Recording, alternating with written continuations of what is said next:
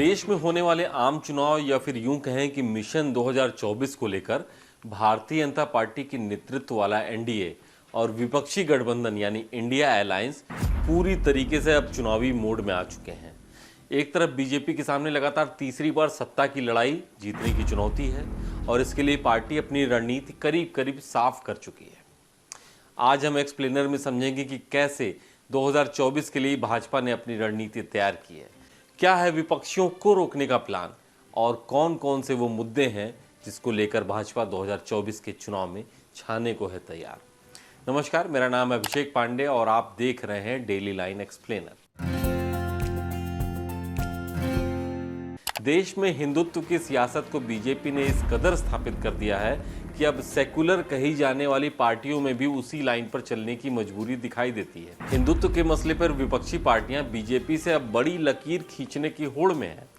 2024 के चुनाव में यह मुद्दा बीजेपी के अभियान में सबसे प्रमुख रहने वाला है। बीते दिनों अलीगढ़ में पूर्व मुख्यमंत्री कल्याण सिंह की दूसरी पुण्यतिथि को बीजेपी ने जब गौरव दिवस के रूप में मनाया तो ये साफ हो गया कि चुनाव से पहले वो हिंदुत्व की अपनी रणनीति को और धार देगी।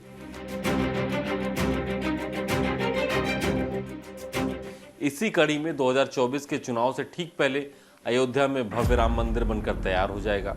बीजेपी ने सदियों से चले आ रहे इस विवाद को हिंदुओं के पक्ष में सुलझाने और मंदिर निर्माण कराने का पूरा क्रेडिट लिया है। तो चुनाव में जनता के सामने इस बात को रखने से भी पार्टी बिल्कुल नहीं चूकेगी कि राम मंदिर बनाने का जो संकल्प उन्होंने लिया था उसको पूरा किया है। इसके बाद काशी में बाबा विश्वनाथ का विशाल कॉरिडोर पहले ही वाराणसी वासियों के साथ साथ सैलानियों को लुभा रहा है। मथुरा में भी बड़े पैमाने पर निर्माण कार्य हुए हैं और जारी भी हैं। इसी के साथ मथुरा में जन्मभूमि और काशी में ज्ञानवापी मस्जिद को लेकर कोर्ट में भी कार्रवाई आगे बढ़ रही है, जिससे हिंदू पक्ष उत्साहित है। बीजेपी के लिए ये चुनाव इस उत्साह को भुनाने का एक मौका है।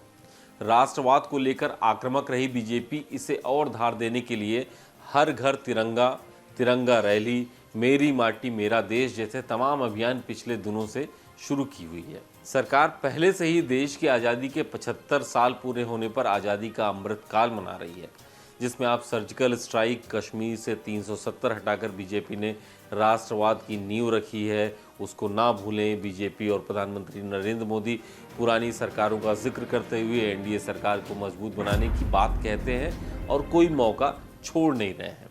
प्रधानमंत्री मोदी कई मौकों पर अपनी सरकार को फैसले लेने वाली सरकार कहकर भी विपक्षियों पर कटाक्ष करते हैं।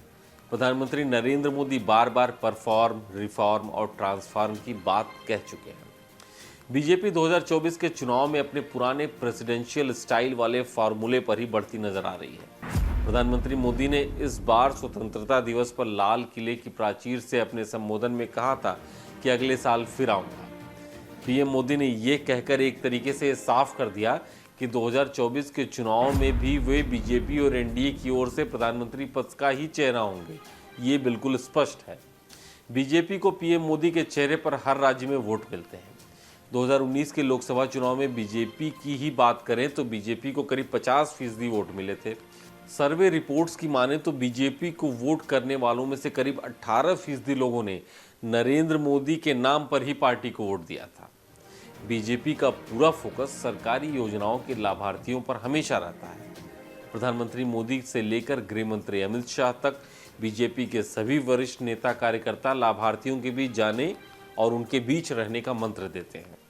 साल 2022 के उत्तर प्रदेश में हुए चुनाव में बीजेपी को बड़ी जीत के लिए केंद्र सरकार की योजनाओं का भी श्रेय लेना पड़ा, जिनमें फ्री राशन योजना प्रमुख है। बीजेपी ने जाति वर्ग से ऊपर उठकर लाभार्थियों का एक नया वोटर वर्ग भी तैयार किया है, जिसमें सबसे बड़ा role free ration, Ayushman Bharat, Pradhan Mantri Kisan सम्मान, प्रधानमंत्री फसल बीमा और आवास योजना है। उज्ज्वला और जनधन खाते के साथ ही डीबीटी के लाभार्थियों की भी एक बड़ी तादाद है।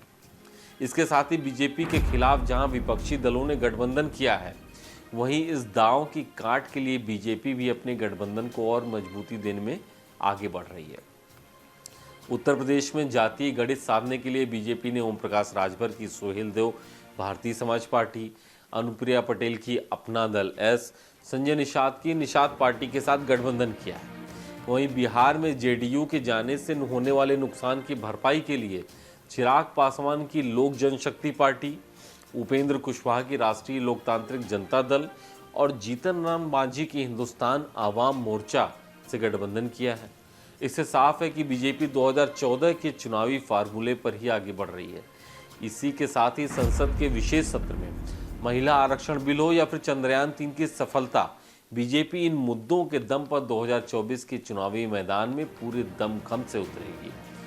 अब ये देखना दिलचस्प होगा कि बीजेपी के इन प्लान्स के आगे विपक्षी अलायंस इंडिया गठबंधन किस रणनीति के तहत मुकाबला करता है। आज के डेली लाइन एक्सप्लेनर में बस इतना ही। ये वीडियो आपको कैसा लगा कमेंट सेक्शन में जाकर के हमको ज़रूर बताएं और हमारे चैनल डेली लाइन को सब्सक्राइब करें, फॉलो करें।